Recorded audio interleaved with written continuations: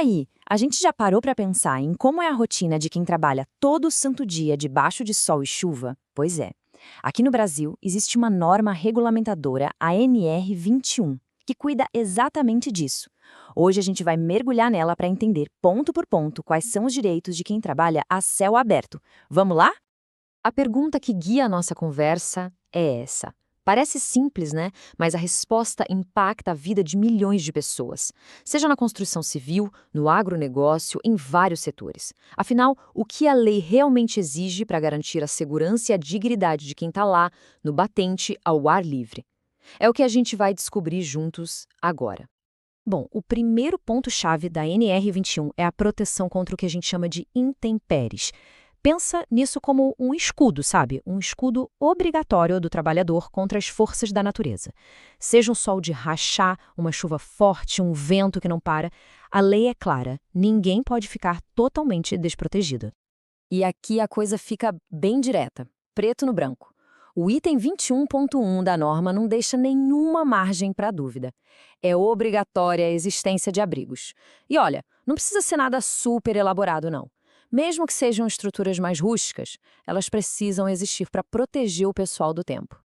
E não é só ter um teto, viu? A proteção vai além. A norma exige medidas específicas contra o sol forte, o calor excessivo, o frio, a umidade e os ventos mais chatos. Na prática, isso pode ser desde o fornecimento de protetor solar e roupas certas, até a organização dos horários de trabalho para fugir do pico do sol. O empregador tem que pensar e agir nisso. Agora a gente vai para um segundo pilar, que é a base de tudo, né? Saúde e condições sanitárias. Porque, vamos combinar, não adianta nada ter um abrigo se o ambiente em si, o local de trabalho, é um risco para a saúde.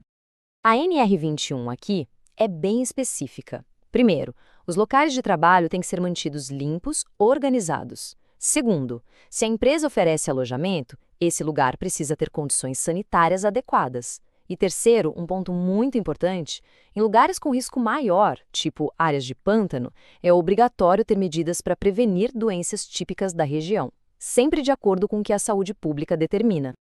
Certo. Agora a gente entra num capítulo super importante da NR21, que é sobre a moradia que o empregador oferece. A norma encara isso não como um favor ou um benefício, mas sim como um direito fundamental, um direito à dignidade do trabalhador e também da sua família. Então, o que seria essa tal moradia adequada que a norma fala? Olha, não é só um lugar para dormir. A lei exige que a casa tenha condições sanitárias decentes para abrigar a família inteira com respeito, garantindo um ambiente saudável para todo mundo. E atenção a esse ponto, porque ele é crucial. A norma proíbe, com todas as letras, a moradia coletiva da família. O que isso quer dizer? Que cada família tem o direito de ter a sua própria casa. Nada de amontoar várias famílias num mesmo espaço. É uma regra para garantir privacidade, individualidade, o básico, né? Mas, na prática, o que faz uma moradia ser adequada aos olhos da lei? A norma não deixa essa pergunta no ar, não. Ela entrega um verdadeiro checklist com regras bem claras sobre a estrutura da casa. E olha, não são sugestões, são exigências. Vamos dar uma olhada. O interessante aqui é o nível de detalhe. A casa tem que ter o tamanho certo para o número de pessoas, com uma estrutura que garanta a higiene, como paredes caiadas e um piso que seja fácil de limpar. Também é obrigatório ter ventilação e luz natural suficientes. E a divisão mínima dos cômodos é clara. Pelo menos um quarto, uma cozinha e um banheiro. Ah, e o telhado tem que ser seguro, à prova d'água, resistente ao apodrecimento e, muito importante, que não pegue fogo fácil. A localização da casa também não é qualquer uma. Esse trecho da norma mostra bem a preocupação com um ambiente saudável. A moradia tem que ser construída num lugar arejado, longe de mato fechado e, principalmente, longe de fontes de contaminação. E essa distância não é no achômetro. A norma crava. A casa deve ficar a, no mínimo, 50 metros de distância de coisas como depósitos de esterco, currais, estábulos, qualquer lugar de criação de animais. É uma regra de saúde pública para proteger os moradores. Faz todo sentido. Olha só que importante essa tabela. A fossa, que é muito comum em áreas rurais, tem regras de distância super rígidas. E o motivo é simples: evitar a contaminação da água que as pessoas bebem. Imagina o perigo. Por isso, a fossa tem que ficar a pelo menos 15 metros do poço de água, 10 metros da casa e sempre num nível mais baixo que o poço, num lugar que não alague.